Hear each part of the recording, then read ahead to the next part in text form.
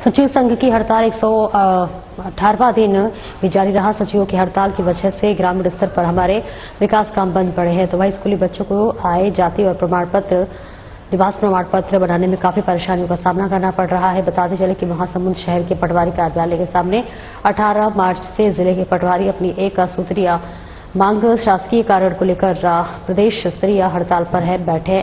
17 दिन बीते जाने के बाद भी राज्य सरकार ने अब तक कोई ठोस कदम पहल नहीं किया है। राज्य सरकार का वादा खिलाफ के खिलाफ सचिव अब कलम बंद आंदोलन करने के मूड में नजर आ रहे हैं। सचिवों ने बताया है कि राज्य सरकार सचिवों को शासकीयकरण करने की दिशा में कोई पहल नहीं कर रही है और अब पूरे प्रदेश में सचिव भूख हड़ताल पर करेंगे। पहली बात तो ये कि सरकार जो है अपने घोषणा पत्र में सचिवों का शासकीयकरण के लिए उल्लेख करी थी। उसके बाद उन्होंने 30 दिन की समिति भी गठन की।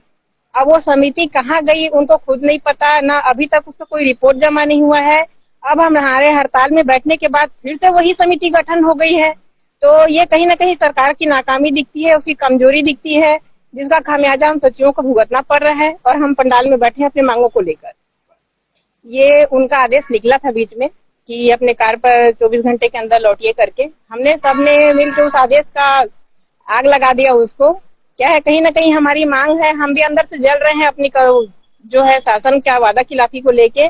तो शासन का कितना भी कोई भी कड़ा रुख आदेश रहेगा वो हमारे हिम्मत को डिगा नहीं पाएगा और हम अपना शासकीयकरण लेके रहेंगे हर हाल में। अभी तक लगभग हम हमारे पूरे छत्तीसगढ़ के पंचायत सचिव लगभग 10,545 सचिव निरंतर 18 तारीख से आज तक हम लोग हड़ताल में बैठे हुए हैं। सरकार हम लोगों को बुलावा भेजी थी और एक बार हमारे समिति गई हुई थी उनके पास में, लेकिन किसी प्रकार की कोई सकारात्मक चर्चा नहीं हो पाई। इसलिए निरंतर अभी तक हमारे साथी लोग हड़ताल में बैठे हुए हैं और भविष्य में यदि सरकार हमारी बातें नहीं सुनती तो अनवरत ये हड़ताल भूख हड़ताल क्रमिक भूख हड़ताल के रूप में निरंतर जारी रहेगी।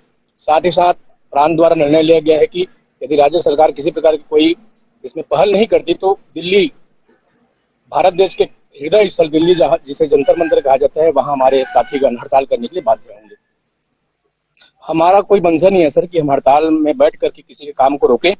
हमको खुद बहुत ही दुख महसूस हो रहा है कि हमारे कारण यदि गांव के किसी भी प्रकार के जन कल्याणकारी योजना जो जिनसे लाभ लेने के लिए ग्रामीण वंचित हो रहे हैं,